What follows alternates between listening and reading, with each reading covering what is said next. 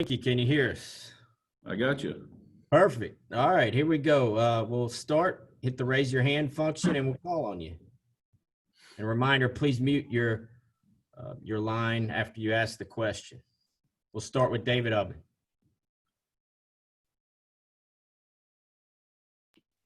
Chris, when you went back and looked at 2019, how did you sort of explain some of Jarrett's struggle, and how do you work on that and sort of try and preventing those in 2020? What does that development kind of look like? Yeah, you look back and I think any situation you run into, like the struggles we had early in the season, right? And you can't allow those to snowball. So I think it was a constant communication every day with him, regardless of what happened, whether he was pulled or he had an opportunity to start or he came into a game. I think there was communication with him every day that he had to stay the course and continue to believe in himself. And as we all know, who's ever played this position, I mean, there's times where you're playing with a whole lot of confidence. There's other times where you're not playing with any confidence. And I think that was probably the case early on with him when we lost early. And but credit to him, he stayed the course. And I felt like he started to gain some more confidence and then finished the season off right. We'll go to Vince Ferrara, followed by Patrick Brown. Coach Weinke, Coach Pruitt mentioned the other day that Harrison had really kind of shined in one period of a practice. Do you recall what that was like and what you guys saw that you really liked, and what's your overall analysis of what you've seen from him since he missed a little bit of time?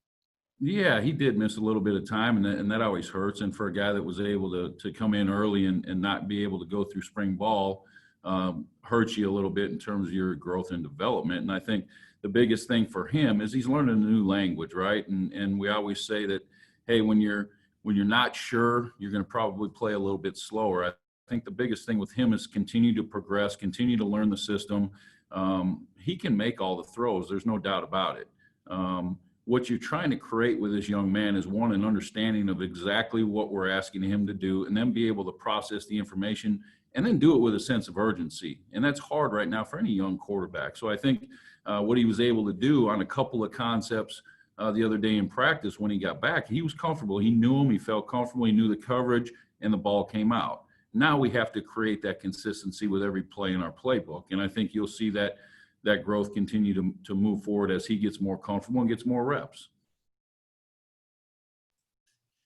Coach, with JT Stroud, what's the biggest difference you see in him, and kind of where does he go from here after the way he's performed so far this preseason? Yeah, JT's a guy that works his tail off. This guy he studies the game. He spends extra time in here watching film. It's important to him, and that's evident. You see that every day from this young man. And I think the advantage now going into that second year of this same offense with Coach Chaney, I think all the guys are a little more comfortable, with the exception of Harrison, who hasn't been in this offense. But JT Shroud is very conscious of every move that he makes. And sometimes, when you get to be too careful, right, you start to overthink. I think he needs to continue to trust himself. I tell the guys all the time, one of the biggest things we talk about is eye discipline. Know what you're looking at, and then see what you're looking at, right? And they're kind of going, well, wait a second, Coach. But at the end of the day, JT can make all the throws. He throws it as good as a lot of guys that I've been around. And I think his familiarity now with the offense is allowing him to operate at a much faster pace right now. We have to eliminate the mistakes, and that goes for all the quarterbacks. But I think if we can eliminate the disastrous plays, whether it's one a practice or it's five a practice, if we can eliminate those, you'll see great progress at that position. We'll go to Brent Hubbs, followed by Blake Topmeyer. Coach, you're a former quarterback. You played in multiple systems, from one year to the next. From your personal experience, how big is it for Jared to have the same language for the first time in 2 years? And then part two of that is, what is your assessment of those new receivers? Yeah, I think there's no doubt. You see the confidence in Jarrett. Having the opportunity to spend the whole offseason really studying this offense, watching a lot of film. I'll tell you what, I give a lot of credit to him during this whole pandemic. When it started, I talked to him every single day, and there wasn't a day that I talked to him that he wasn't doing something to help himself get better, working out, throwing. He came in here weighing about 228 pounds, looks great, trying to keep all that weight on right now. But I think you see a different level of confidence in him because he has a better understanding of exactly what we're trying to get accomplished on every single play. So the second year in a system, as I mentioned or alluded to earlier, there's no doubt there's just so much more familiarity, and you just see him be more comfortable, and he operates faster. And I think right now he's operating at a high level. So, it's fun to be out there with those young receivers. There's a group of talented young receivers that, one, just like a young quarterback, they've got to learn the system and the nuances of exactly what we're trying to get accomplished, predicated on coverage or different types of releases and all that. But tell you what, we got a lot of speed on the field now, and I know the quarterbacks like that. Blake? Hey, Chris, where does Brian Maurer fit into this competition, and what's the off season sort of look like, and the preseason look like for him? Yeah, he's hampered and slowed down a little bit with a hamstring right now. So he's not, the last few practices, hasn't been able to operate in all of our team periods. He's still coming out there every day. I think Brian is another example of a guy that probably, as a young guy last year, didn't know exactly every detail of what we were trying to get accomplished, but continued to learn. He's very talented. There's no doubt he brings a lot to the table from that standpoint. I think he's grown up and he's matured. I think that's a big part of becoming a professional, right? We preach about that every single day, how to be a pro, how to learn, how to study, what's important. And I think you're seeing that in Brian Maurer. There's no doubt, like I said, he's got as much talent as a lot of guys have ever been around, the ability to throw the football from different platforms, be able to run the football. We just have to create some consistency with him. And that's with all of them. But I think especially Brian, a guy that really, at the end of the day, there's everybody competing on a daily basis. And that's what makes it so fun for me. The excitement that I get to see in those three guys competing against each other is a lot of fun. And you get some ebbs and flows throughout the course of practice. And some guys are making great plays, but they're encouraging each other. So we've got a good room right now, and there's good competition, and there's nothing better than good competition. So I'm excited about that. We'll go to David Ublin, followed by Rob Lewis. Yeah, Chris, where does that backup spot stand? And do you feel you want to have a sense of who's 1, 2, 3, 4 kind of somewhat solidified before you go into the opener? Yeah, I think those decisions will be made down the road as we continue to evaluate on a daily basis. And, we track every throw that these guys make, and we have charts that quantify exactly what takes place every time they're touching the ball. We preach every time we walk out on the field is protect the football, right? It's the most important thing. How do you protect the football? We get to touch it on every play, so you can protect it by the decisions that you make. Obviously, protect it where you're throwing the football, and then when you have the ability to be able to escape and get out of the pocket, are we protecting it there?